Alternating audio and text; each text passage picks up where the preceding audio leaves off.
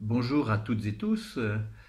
Aujourd'hui, ce que nous vous proposons pour le site de la paroisse et la relation avec vous, c'est de faire connaissance avec l'équipe Paroisse Verte. Et pour cela, nous nous adressons à Claude Sevestre, qui est son animatrice. Alors Claude, c'est toi donc qui anime l'équipe qui porte le souci de l'écologie.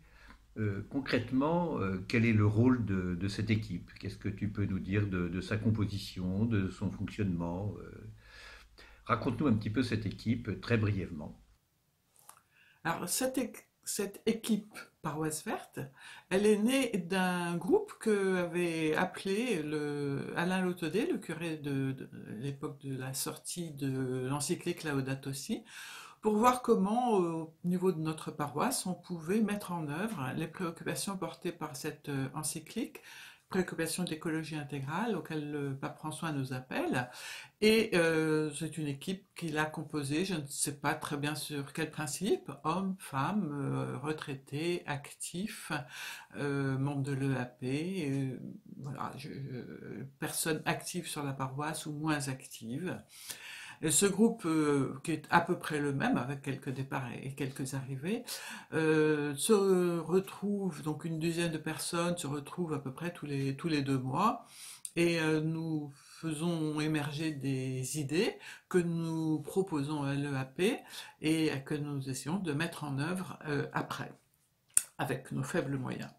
Donc, ce qui serait très intéressant, il me semble, au-delà de ce petit noyau qui est assez diversifié comme type d'expertise ou de forme de caractère ou de préoccupation, c'est d'arriver à constituer un réseau autour de toutes les activités de la paroisse, de façon à ce qu'on puisse faire des choses en synergie, en collaboration, et qu'on puisse faire mieux et ensemble. Voilà. Donc ce groupe Paroisse Verte, il est ouvert à toutes les bonnes volontés et tous les gens intéressés à faire avancer la paroisse. Deuxième chose, est-ce que tu peux nous décrire une de ces actions, quelque chose de concret qui s'est passé cette année ou les années précédentes, mais pour voir comment, concrètement, dans une paroisse, on peut vivre ce souci de l'écologie intégrale?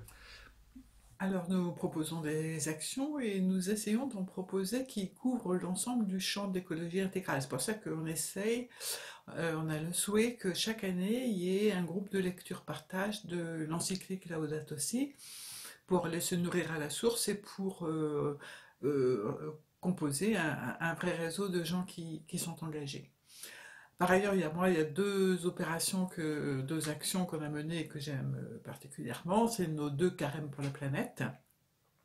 Donc cette année, c'était une récupération de téléphone qui, ma foi, because Covid, a un peu tourné court, mais qui avait l'intérêt de combiner à la fois impact environnemental, étude de nos comportements et action sociale, puisque la récupération était faite et le traitement était fait par une entreprise d'insertion, d'aide à des personnes en difficulté. Voilà. L'année dernière, avec le Carême pour la planète 2019, on nous avait proposé une action autour de l'usage des plastiques à usage unique, donc une très grande source de pollution.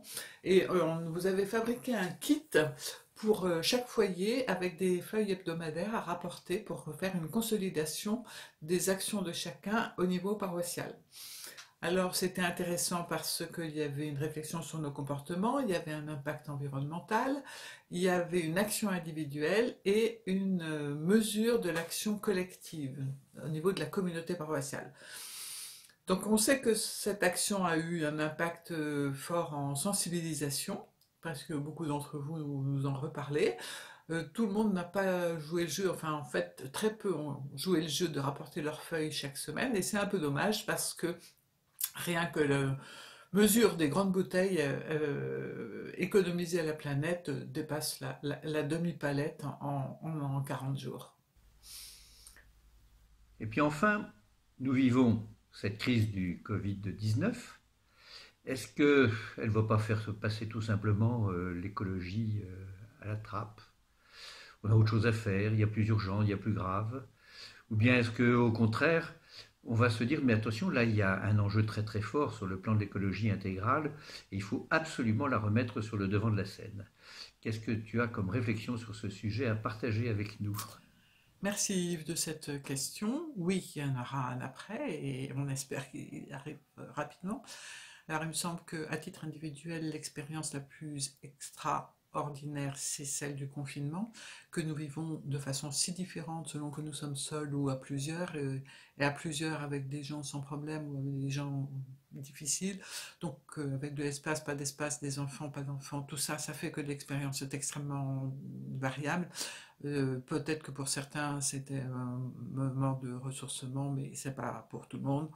Donc, ce qui me semble globalement, c'est que pour tout le monde, on sent le besoin de communauté et de relations, et on a des contacts avec des gens avec qui on avait un peu perdu le contact. Voilà, ça me paraît quelque chose de très important, ce besoin de communauté que d'ailleurs la paroisse essaie de faire vivre